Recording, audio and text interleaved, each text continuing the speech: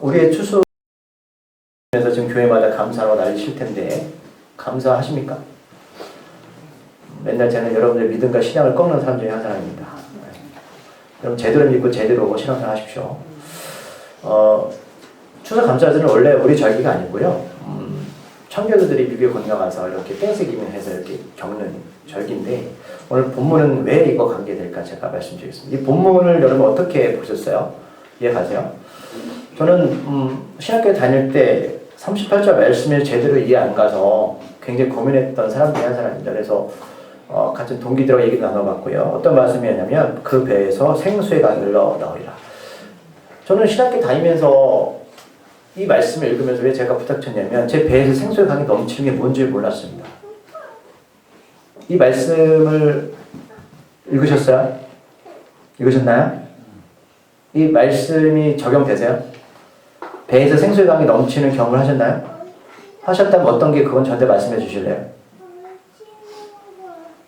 아니면 못 하셨다면 왜 그런 거 제대로 알고 믿으려고 생각 안 하셨어요? 이거 경험하셨나요? 어떤 게 배에 생수의 강이 넘치는 겁니까? 자, 그 유대인들은 구약의 절기 중에 가장 큰 절기가 유월절과 초막절입니다. 유월절 아시죠? 유월절 무슨 절기죠? 말씀해보세요. 입으로. 애굽의 10가지 재앙 중에 마지막 10번째 재앙, 문설주 어린 양의 피를 바르는 사건. 그래서 하나님의 신이 임했을 때 넘어간다라는 거죠. 하나님의 심판이 넘어간다. 유월절. 그것 때문에 이스라엘 백성들이 구원 받았죠. 그 다음에 어디를 건넜습니까? 홍해를 건넜죠. 어디로 갔죠? 광야. 광야는 또 말씀드리지만 사막과 다릅니다. 있긴 있지만 불편합니다. 생활이. 여러분 삶이 어떠세요? 풍족하십니까? 어떠세요? 불편하시죠? 그게 광야의 인생입니다. 제가 말씀드린 남편도 열심히 일을 안 해서 그런 불편하신 거예요. 열심히 하셔야 되는데 거기서 집이 없잖아요. 집을 어떻게 지었을까요? 초막이 무슨 뜻이죠? 한자잖아요. 한자. 그러니까 굉장히 어려운 거예요. 왜 이렇게 한자만을 쓰는 걸까요? 그래서 뭐 텐트, 초막은 잘 아시지만 이거 풀로, 나무로 집을 짓죠. 그러면 집이 제대로 된 집입니까? 아니죠. 그러면 광야에 가보시면 아시겠지만 저도 갈 거예요. 돈 많이 벌어서 이스라엘 갈 건데 여러분 그 시골 가면 하늘에 밤에 뭐가 많이 보입니까? 별이 보이죠. 그러니까 초막은 지붕이 제대로 없죠. 그래서 나무로 이렇게 풀로 주면 누워 잘 때 그 깜깜하죠. 빛이 없으니까 하늘의 별들이 잘 보일까 안 보일까요? 보이죠. 잘 보이겠죠? 그럼 제가 좀 광야에서 하시는 거예요. 그러면 하나님께서 아브라함에게 주신 약속이 있죠. 기억나십니까? 제가 성경을 다 깨드린 거 지금. 하늘의 별과 같이 구원받은 백성 누구를 통해서? 아브라함부터 이 땅에 누가 오시죠? 예수님 오시죠. 예수를 통해서 구원받을 백성들이 하늘의 별만큼 많을 거야. 그걸 이제 보여주시는 거예요. 그러니까 초막절은 우리가 그냥 직접 사는 게 아니라 그것들을 다 예수해 주시는 거예요. 우리 인생 가운데 하나님이. 그러니까 여러분 하나님께서 여러분들 가족을 만드시고 왜 불편한 남편과 아내와 자식들을 보게 하실까? 나를 만들어가는 과정입니다. 그걸 보게 하시는 거예요. 그래서 이스라엘 백성들은 그 구약에 절기가 꽤 있습니다. 뭐 유월절, 칠추절, 초막절, 또 뭐 수전절 나올 텐데. 근데 그 중에 가장 큰 절기가 뭐냐면 유월절과 초막절입니다. 그래서 이 두 절기는 반드시 멀리 떨어졌어도 이 예루살렘의 성전에 예배드려 와야 돼요. 그러니까 우리의 추석과 설과 같은 의미예요. 굉장히 큰 명절입니다. 성경에 보면 이 절기가 굉장히 많아요. 그날 반드시 어디로 가라? 성전에 올라가. 그럼 유월절은 하나님 구원하신 날. 그걸 기억하시면 돼요. 예수 그리스도. 그럼 왜 초막절을 지키라고 했을까? 그럼 광야에 생활하시면서 하나님 도우심 없이 살 수 있습니까? 농사를 지을 수 없었죠. 그래서 뭐 먹고 살았죠? 만나 매출. 그래서 우리 요한복음 보면 예수님이 오병이서 행하시고 나서 내가 누구다? 내가 우리 만나 매출하기. 내가 떡이다라고 생명이다라고 말씀하신 거예요. 그래서 이런 성경을 알아야 되는 거예요. 그래서 우리가 왜 이스라엘 백성들한테 유월절과 초막절을 명절을 지키게 했을까? 여기에 있는 거예요. 반드시 성전에 가서 예배를 드려라. 오늘 말씀 읽을 때 37절 보시면 명절 끝날 곧 그 큰 날을 보죠. 가장 큰 명절이 뭐라고 말씀드렸어요? 유월절과 초막절. 초막절은 9월이나 10월 달에 지켜요. 그리고 이게 신약에서 무슨 절기로 바뀌었냐면 수장절로 바뀌었어요. 여러분 우리가 추수 언제 하죠? 9월달, 10월달 하죠. 그러면 우리가 열심히 농사를 지으면 병사를 지었습니다. 그러면 다 그 미라를 걷고 나서 그냥 버리죠. 어떻게 하시죠? 그거를 모아서 창고에 들여놓죠. 옛날에 더 그랬겠죠. 수장절. 수장절이 뭐냐면 그 곡식을 걷어서 창고에 들여놓는 날이에요. 그럼 이게 이스라엘 백성들은 구약의 초막절을 신약으로 넘어와서 수장절과 같은 절기를 맺었어요. 왜? 구약에서 광야에서는 농사를 지을 수가 없었잖아요. 근데 그들이 가나안 땅에 정착해서는 농사를 지을 수 있었죠. 그래서 그걸 수장절 지켰단 말이에요. 그래서 초막절, 수장절은 유대인들한테 같은 절기입니다. 그러면 두 가지 절기의 공통점이 뭐냐면 광야에서 하나님이 지켜주셨다. 먹여주고 재워주셨다. 초막절. 그리고 신약으로 넘어와서 우리가 농사를 열심히 졌어요. 하나님의 은혜로 비를 내려주시고 뭐 날씨를 주셔서 잘 거둬드렸습니다. 그러면 이날 같은 날이다. 하나님의 도우심으로 우리가 이렇게 먹고 살고 있다 라고 해서 신약에는 수장절로 넘어왔어요. 근데 놀라운 건 이 절기 안에 제가 말씀드렸죠. 하나님의 뜻이 담겨져 있어요. 모든 절기 가운데 마지막 절기가 뭐다? 수장절입니다. 우리도 인생에 수장절이 있죠. 그럼 그 하나님 무슨 메시지냐면 하나님 우리 이 땅에 보내시고 하나님께서 마지막 카운트하는 날이 온다는 겁니다. 그러면 여러분 창고에 어떤 걸 들여놓으시죠? 쭉정이? 썩은 열매? 어떤 걸 들여놓습니까? 알곡이나 먹을 만한 열매를 들여놓겠죠. 맞아요. 그 수장자는 그런 의미가 있었어요. 그런데 오늘 본문에 보면 이 명절 끝날 곧 큰 날은 무슨 날일까요? 초막절 수장절입니다. 그러면 그거를 생각하시기 본문을 읽다 보면 왜 예수님이 이 말씀을 하신지 이해가 가시고 이게 어디까지 넘어가냐면요. 8장까지 넘어갑니다. 자, 8장 보실래요, 먼저? 8장에 갑자기 어떤 내용이 나오죠? 음행 중에 잡힌 어떤 여자가 나오죠? 제가 이거 설명해 드릴게요. 8장 먼저. 자, 왜 8장에 이 여자가 등장할까? 지금까지 이해하고 계세요? 그럼 잘 이해하셔야 돼요. 모른다고 말씀하셔야 돼요. 자, 8장 넘어가면 왜 갑자기 이 여자가 나올까? 자, 이 여자는 8장으로 설명해 드릴게요. 이 여자는 음행 중에 잡혔다는 건 쉽게 말하면 현장에서 발각된 겁니다. 현장에서 바람을 피다가 남자 여자가 현장에서 발견됐습니다. 그러면 이거를 변명하실 수 없어요. 없죠? 없는 거 확실하죠? 근데 성경을 보시면 사람들이 음행하는 여자를 사람과 바리새인을 끌고 오죠? 그래서 4절에 보니까 가늠하다가 현장에 잡혔어요. 이거는 빼도 박도 못하는 겁니다. 그래서 5절에 보니까 모세 율법을 들어요. 모세 율법 뭐라고 말씀하고 있죠? 돌로 치라. 구약에 있는 거 돌로 쳐 죽여라. 근데 여기서 8장에서 보면 읽다 보면 여러분 하나를 발견하셔야 됩니다. 희한한 장면이 하나 있습니다. 뭘까요? 네? 몇 년을 교회 다니신 거예요? 제가 성경보다 말씀드렸는데 남자 어디 갔어요? 여자 혼자 음행합니까? 남자 없잖아요. 희한하죠? 남자 어디 갔나요? 도망갔죠? 잡은 생각 안 합니다. 우리가 에베소서 계속 읽지만 2000년 전에 남자 하는 짓은 다 용서해 줬습니다. 잡지도 않아요. 어쨌든 6절에 보면 예수님이 몸을 굽혀서 뭘 쓰죠? 내용이 없죠. 궁금하실 거예요. 뭘 썼을까? 이따 본문 읽으시면 추정이 가능합니다. 뭘 썼는지. 막 말씀이 기대가 되지 않으세요? 별 기대가 안 되죠? 이런 소리 많이 들어서. 그런데 자 돌로 치라고 했을 때 예수님이 뭐라고 말씀하시죠? 7절에서 그것들이 다 가져 돌로 치란 거. 왜 이 사람들이 그냥 갔을까? 예수님이 무서워서? 본인이 죄인임을 느껴서? 그럼 그렇게 해석하는 분도 있어요. 본인이 죄를 느껴서. 이런 죄를 막 느끼세요? 막 느끼시나요? 자, 이제 내용을 아셨어요. 그렇죠? 이런 일 벌어졌습니다. 그럼 오늘 본문 읽으면 이 내용이 이해 가실 거예요. 자, 초막절과 뜻이 뭐라고? 하나님이 우리를 돌보셨다. 마지막 때 하나님께서 알곡과 열매를 다 이렇게 창고에 들이시는 날. 그러면 쉽게 말하면 하나님이 카운트 하시는 날입니다. 이들은 초막절을 어떻게 지키냐면 먼저 초막을 지금도 만들어요. 집에서 만드니까 아이들의 신앙교육이 굉장히 중요한 거죠. 아이들은 뭘 보고 배워요? 부모의 신앙을 보고 배워요. 그걸 직접 보여줘요, 집에서도. 어렵지 않잖아요. 나무 갖다가 텐트를 만드는 거죠. 우리 조상들이 이렇게 광야에서 그리고 별이 항상 3개가 보여야 됩니다. 하나님께서 하시는 구원 사역들을 보는 거죠.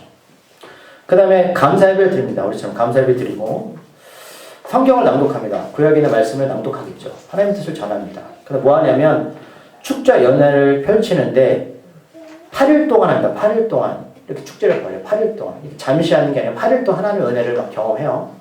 마지막 날은 속죄 날이라고 부르는데 이때 어떤 말씀을 껴놓으시고 말씀을 찾아 이때 어떤 말씀이 있냐면 이 말씀일까요? 시편 118편 25절 118편 25절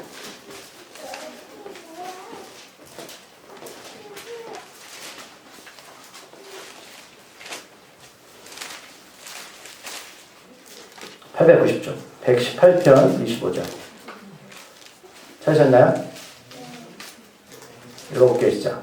여호와여 구하옵나니 이제 구원하소서. 여호와여 우리가 구하옵나니 이제 형통하게 하소서. 아멘. 우리가 25절 딱 읽으면 어떤 걸 찬양했는지 이해되시겠어요? 하나님의 구원, 광야에서 구원 이런 이야기예요. 그러면 이 초막절은 이 사람들이 하나님이 구원하십니다 라는 것들을 찬양했구나 이걸 알 수 있는데 그러면 이스라엘 백성들도 자 구원을 받으려면 뭐가 없어야 되죠? 죄가 없어야 되잖아요. 맞죠? 그 유월절도 지키고 초막절 지키면서 그래서 이렇게 8일 동안 열심히 축제를 벌이고 이 8일째를 뭐라고 말하면 속죄의 날 이렇게 부릅니다. 속죄의 날. 뭘 속죄해줬다? 하나님 우리를 죄에서. 그러면 광야에서는 초막절날 뭘 찬양했을까? 하나님의 애굽에서 우리를 구원하셨다. 이걸 찬양한 거고 가나안 땅에서 하나님 우리를 돌보시고 하나님 이렇게 살게 하셨다는 걸 찬양했겠죠. 속죄날 이렇게 8일 동안 열심히 합니다. 근데 7일째 제는 어떻게 하냐면 제사장이 이제 물의 축제라고 말해서 찬양대가 음나팔 붑니다. 예수님 어떻게 오시죠? 나팔부터 오실 겁니다. 그런데 다 듣지 못할 겁니다. 정말입니다. 예수를 영접한 사람만 그 나팔 소리를 듣게 될 거예요. 그래서 죽은 자가 먼저 일어나고 살아있는 자는 들려받게 될 겁니다. 제가 나중에 또 잘 설명해 드릴게요. 그러면서 실로암에 가서 실로암 뭔지 아시죠? 어두운 밤에 캄캄함 이 찬양 실로암 연못에 가서 이 물을 떠와서 번제단을 붓습니다. 그러니까 물은 뭐 정결하다 뭐 거룩하다 그 뜻이에요. 그러면 이스라엘 백성들이 이렇게 죄를 용서받았다고 생각을 해요. 그러면 하나님 이 찬양 읽었던 시편 118편 25절 읽으면 하나님 감사합니다 하고 구원해서 이런 찬양을 부르는 거예요. 제 8일날 속죄날 우리 죄를 다 용서하셨습니다. 그럼 이 사람들이 막 하나님 구원하셨다 말할 거 아니에요. 자, 구원의 의미는 뭐다? 죄에서 우리를 용서하셨다. 그리고 8장으로 넘어가는 거죠. 자, 이 여자가 간음했죠. 죄 졌죠. 이렇게 8일 동안 열심히 하나님 앞에서 하나님 우리를 죄에서 구원하신다라고 찬양 불렀던 이 사람들이 죄를 누가 구원해 주시는 거예요? 하나님이. 은혜 받은 거죠. 그래 놓고 나서 음행한 자가 딱 맞습니다. 죄 지은 거 맞나요? 율법에 돌로 쳐 죽이래요. 예수님이 말씀하신 거예요. 자, 죄 없는 사람이 돌로 쳐. 그러니까 무슨 얘기 우리가 여기 은혜 받았잖아요. 은혜 받고 할렐루야 찬양 부르고 세상 나가서 살 때 은혜를 경험했다며요. 그 사람들이 다 이 음행한 여자 앞에 쓴 거예요. 그럼 어떤 기분이 들까? 예수님이 말씀하셨을 때. 말씀하시는 거 너희가 어떻게 구원받았어? 너 8일 동안 잔치 벌였잖아. 그런데 이 여자가 죄 지었다고 돌로 쳐? 그러면 예수님이 몸을 굽히 쌓아 손가락 뭘 썼을까요? 저는 아마 그런 말씀 썼을 거예요. 너희도 이 초막절, 수장절 하나님의 은혜로 구원받았잖아. 율법에 이제 연결되시나요? 그 돌로 칠 수 없는 거예요. 예수님이 그걸 지금 이 사람들의 본질을 끄집어내는 거예요. 너희도 은혜 받았다며. 8일 동안 열심히 축제 벌였잖아. 그런데 여자가 음행했다고 돌로 쳐 죽여? 앞뒤가 맞나요? 그게 찔리는 거예요. 이제 8장 말씀을 어떻게 보셔야 될지 알겠죠? 네? 별로 감이 없으시네. 자, 그래서 명절 끝날 곧 그 큰 날에 그래서 큰 날이라고 부르는 거야. 유월절과 초막절은 얘네들 큰 명절입니다. 수장절날 예수께서 외쳐. 왜 크게 외치냐면 말씀드리지만 명절 때 사람들이 막 이렇게 소리치고 하나님 우리를 구원하셨다. 정신이 없는 거예요. 그러면 예수님이 작은 목소리로 이 말씀을 전하시면 들을 수 있습니까? 없죠. 마이크가 없잖아요. 그래서 서서 크게 외치시는 거예요. 왜 서서 크게 외치실까요? 들으라는 거죠. 그럼 수장절은 뭐 하는 날이다? 초막절 하나님이 카운트 하시는 날. 우리를 카운트 하실 겁니다. 카운트 하실 겁니다. 그때 외치시는 겁니다. 자, 누구든지 목마르거든 내게로 와서 마시라. 왜 물 얘기가 나까? 말씀드렸지만 얘는 물의 축제를 벌이고 마지막 날 실로에서 물을 떠다가 제장이 번제에 물을 뿌리면서 우리는 죄 용서 받았습니다라고 정결의식을 치른단 말이에요. 그러니까 물이 막 사방에 있을 거 아닙니까? 그러면 예수님이 말씀하실 때 이 사람들은 이 말씀 이해가 빠를까요? 안 빠를까요? 이해가 되죠. 물은 정결함이잖아요. 그래서 말씀하는 거예요. 목마르거든 내게로 와서 마시라. 그러면 하나님께서 왜 이런 물의 정결의식을 치르게 하셨을까? 이 물은 누굽니까? 예수 그리스도시죠. 이 물이 예수님이에요. 우리가 어떻게 구원받죠? 예수를 영접하셔야죠. 그래서 이따 말씀 나올 거야. 아직 때가 되지 않았다. 왜? 예수님이 십자가에 죽고 부활하시고 성령을 줘야 되잖아요. 회개하고 제사 받아라. 그래야만 성령으로 선물을 주겠다. 성령을 받는 사람이 구원받는 거지. 예수 영접하지 않으면 구원 못 받습니다. 우리가 마지막 때 수장절에서 하나님 우리를 어떻게 카운트 하실까요? 예수 있니? 없니? 이걸로 하실 거란 말이에요. 목마르거든 내게로 와서 마시라. 누구 마시라는 거예요? 예수 자기 마시는. 그래서 반석을 구역에서 광에서 2번 쳤더니 샘솟는 나왔잖아요. 그래서 바울이 그 반석을 누구라고 표현하셨냐면 고린도에서 전서에서 예수 그리스도라고 표현하셨어요. 그리고 예수님이 베드로한테 반석 위에 교회를 세우시죠? 그 반석이 교회, 예수예요. 잘 따라오고 계세요? 자, 38절. 그래서 나를 믿는 자는 이렇게 나오는 거예요. 뭐라고요? 나를 믿는 자. 내가 누구예요? 예수. 이 사람들은 물 뿌리면서 뭐 구원받았다고 얘기하는데 죄 용서 받았다고. 그게 나야. 나를 믿어야 돼 라고 말씀하는 거예요. 나를 믿는 자는 성경의 이름과 같이. 그러면 성경이 이렇다는 것은 구약 성경이 이미 예수가 누구인지를 기록하고 있다라는 말씀이죠. 목사님 구약에 예수님이 어디 있습니까? 있습니다. 구약에서는 나를 증거하고 있어 라고 말씀하고 있는 거예요. 나를 믿는 자는 성경의 이름과 같이 그 배에서 생수의 강이 흘러나오려 하십니다. 유대인들은 어떤 것들에 대해서 뭔가 넘쳐날 때 배에서 내면에서, 그러니까 배는 내면이죠. 이런 배가 겉에 보이는 배가 아니라 배 속을 말해요. 이 속에서 뭔가 힘이 난다고 생각했어요. 그러면 잘 보세요. 아까 서기관과 바리새인들이 이 간음한 여자는 여러분 겉으로 드러나는 거 속으로 드러나는 거예요. 음행은 겉으로 드러나는 거 맞나요? 그냥 구원은 겉으로 드러나는 게 아니에요. 배 속에서 내 안에서 내 심령이 예수를 통해서 거듭나고 구원받을 때 하나님을 갈 수 있는 겁니다. 이 뜻이에요. 내 배에서 생수가 흘러나오리라. 우리 안에 있는 거, 우리 속에 있는 거, 우리 속사람이 겉사람이 아니에요. 자, 그래서 39절 말씀 이해 가시는 거 39절 말씀 해볼게요. 이는 그를 믿는 자들이 받을 성령을 가르쳐 말씀하신 것이다. 아멘. 아, 그래서 39절 이 말씀이 하는구나. 갑자기 성령? 그를 믿는 자들이, 예수를 믿는 자들이 받을 성령을 가르쳐. 그럼 성령을 외적으로 받나요?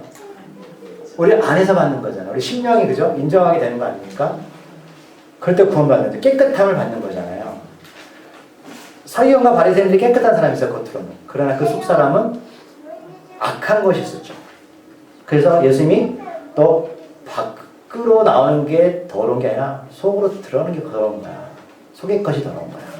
속의 것 해결되셨어요?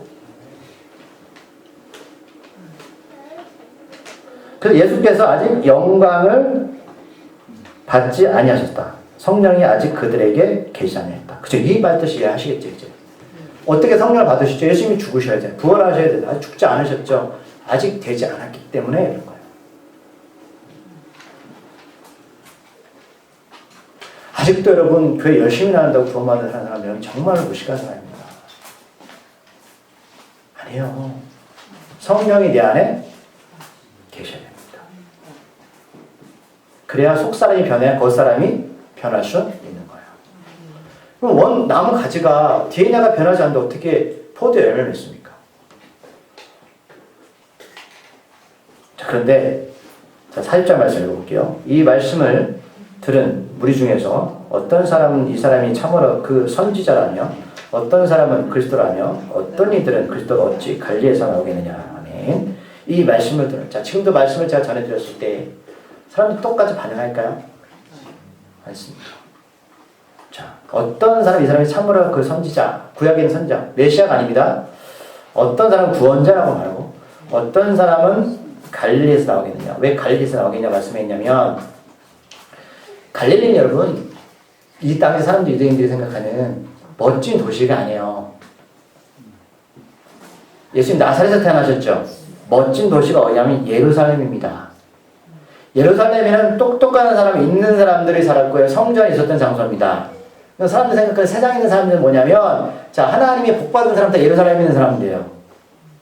나사렛 갈릴리 주변에 물고기 잡아 살아가는 사람들은 무식하고 저 사람들 하나님의 저주받은 사람들 이렇게 생각했단 말이야. 그럼 예수는 어디 사람이에요? 나사렛 갈릴리 주변 사람 아니에요. 자, 예수님이 탄생하셨을 때 동방에서 온 박사들이 어디로 찾아갔습니까? 처음에 예루살렘이었습니다. 근데 예수님 어디서 탄생하셨어요? 베들레헴.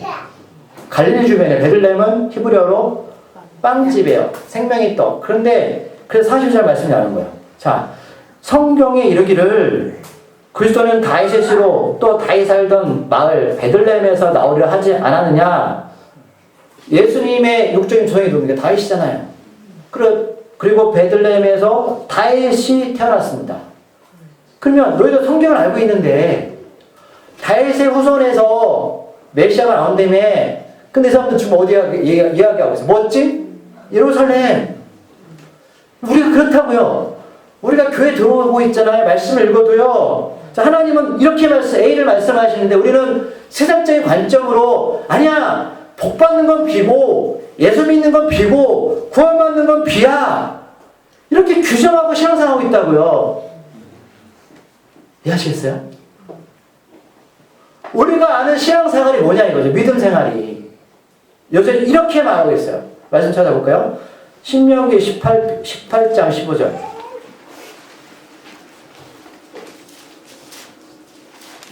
신명기 18장 15절.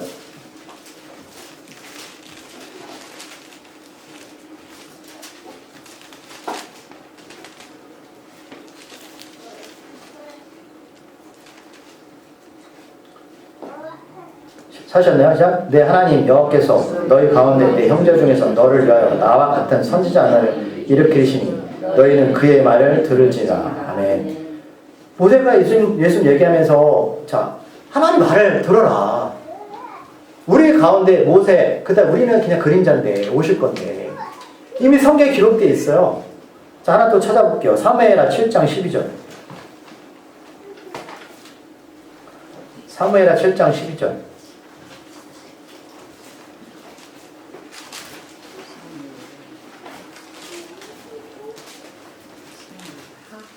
사무엘하 7장 12절. 다윗한테 하신 말씀이요. 시작. 내 수완이 차서 내 조상들과 함께 누울 때 내가 내 몸에서 내 씨를 내 뒤에 세워 그의 나라를 경고하게 해라. 아멘. 뭐 아브라함 씨 나오고 다윗의 씨 나오고 이게 예수님 말씀하시는 거예요. 그래서 성경이 이르기를 그리스도는 구원자는 다윗의 씨로 또 다윗 살던 마을 베들레헴에서 나으려 하지 않았느냐. 서로 막 논쟁하는 거죠. 여기다 저기다 친해대 생각으로 막 하는 거죠. 그래서 43절에 보면 예수를 말미암아 무리 중에서 쟁론 어느 게 맞냐 막 토론해 버렸죠. 저는 오늘 제목이 뭐예요? 논쟁이 필요해요. 그럼 차라리 여러분 이렇게 논쟁하십시오. 예수가 누구냐? 맞다 틀리다. 예수가 선지자 아니 예수가 뭐 갈리스나 아니 이런 이야기들을 우리는 하지 않아요. 잘못된 믿음과 잘못된 신앙을 가지고 있으면서 그게 마치 맞는 것처럼 합리화시키고 추수감사절날 감사하는데 그 감사가 어디로부터 출발하냐고요. 우리가 어디로 가냐고요. 이런 이야기를 한 번도 얘기 나누지 않고 논쟁도 안 하면서 잘못된 믿음과 신앙감으로 살면 여러분 결국은 뭐냐면 잘못된 길로 가는 거예요. 그럴 때 누군가 우리한테 예수를 물어보면 예수를 알려주셔요. 예수 이런 분입니다. 오늘 7장 8장 요한복음 읽었을 때 이 생수가 뭐냐. 왜 가늠한 여인이 이렇게 용서를 받았냐. 그럼 우리가 죄져도 됩니까? 라는 질문을 하죠. 이런 것들을 우리가 알지 못하면 그저 예수님이 왜 이렇게 서서 이렇게 애타게 말씀하실까? 왜 성령 역사에서 애타게 우리한테 간구하고 계실까? 여러분 구원은 이건 해도 되고 안 해도 문제가 아니죠. 영원한 생명에 걸릴 문제입니다. 이게 바로 추수감사절입니다. 예수님이 하나님이 이제 카운트하실 거다. 우리를 겁니다. 그 말씀하시려고 이렇게 하시는 거예요. 제가 설명 잘 했는지 모르겠어요. 쟁론하십시오.